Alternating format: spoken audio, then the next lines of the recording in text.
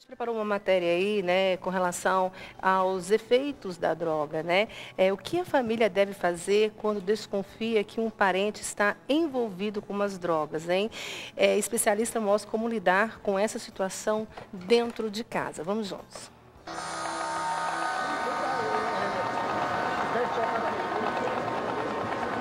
Está cada vez mais comum encontrar pessoas que lidam com situações de envolvimento com drogas dentro de casa. Pais e filhos sofrem quando se deparam com um dependente químico dentro da própria casa. E na maioria das vezes eles não sabem como reagir e acabam piorando a situação.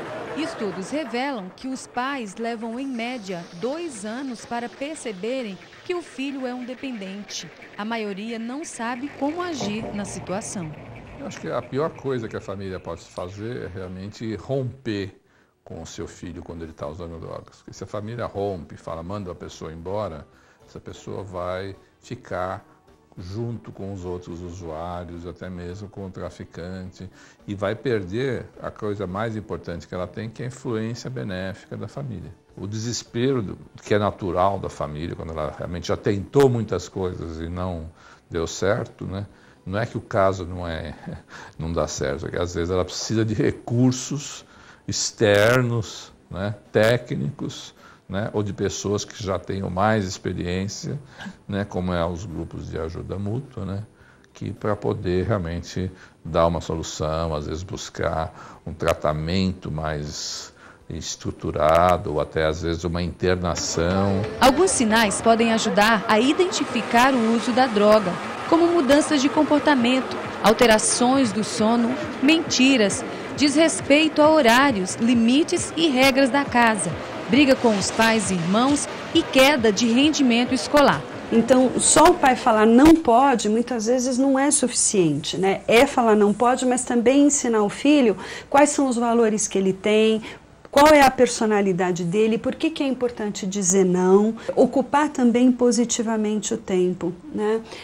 Quanto mais atividades esse jovem fizer, no sentido assim de ligações, ou com esporte, ou com música, ou com instituições religiosas, escotismo, por exemplo, são atividades em que esses jovens aprendem valores, disciplina, organização, e isso é fundamental. É importante salientar também quando são os filhos que têm pais dependentes.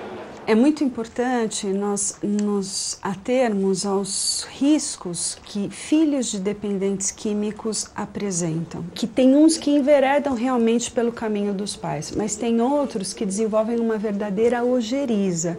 E muitas vezes eles trocam o papel e as funções dentro da família. Então são crianças ou jovens que amadurecem muito rapidamente. É importante compartilhar com pessoas que sejam da confiança. Às vezes pode ser um amiguinho, uma vizinha, um tio, uma tia, compartilhar o que está acontecendo, colocar para fora e pedir ajuda.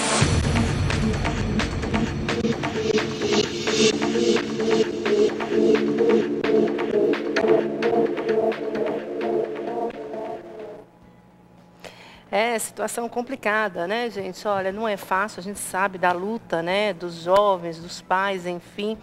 A gente sabe também, né, que são vários atentados contra a vida e a gente sabe ainda, né, que infelizmente tem pessoas que querem aprovar, né, maconha, enfim, uma situação terrível, geralmente, né? Essas pessoas que têm essas ideias absurdas, ou ela não tem um filho, né, ou ela tem um filho e não está nem aí com o filho dela e sustenta esse absurdo. A gente estava comentando agora, enquanto a matéria estava indo ao ar, que, por exemplo, em Amsterdã, na Holanda, você passa, é como se, vou até passar aqui, como se esse vermelho aqui fosse uma vitrine.